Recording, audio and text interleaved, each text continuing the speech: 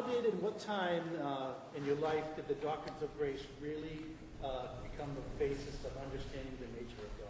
Right. You could repeat that question. Yeah. Doctrines of grace is a shorthand for the doctrines that make the glory of God and the sovereignty of God central in everything.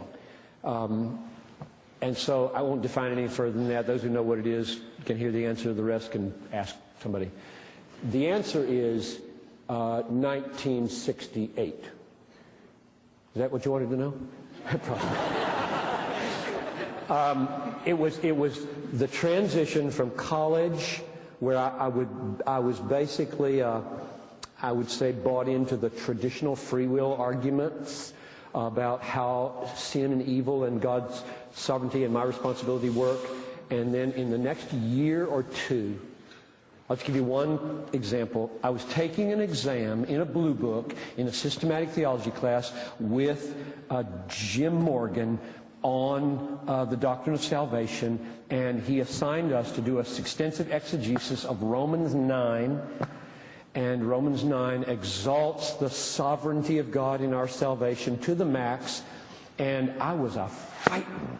I went, so I walked, so pretend that you're Jim Morgan, okay? Okay. All right, just be careful now. So I don't know Jim Morgan, but I'll try. All you have to do is stand there. Okay. And I walked up to Morgan after a class one day who had just argued for God's sovereign control of all things. And here I am saying, And I held my pen out like this, said, I dropped it. So that's where I was coming from.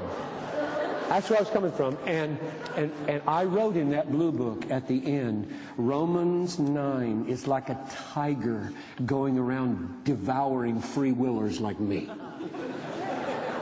So in that period right there, 68, 69, bumping into people who gave exegetical arguments. I didn't learn it from John Calvin. I didn't learn it from Jonathan Edwards. I learned it from Paul, mainly.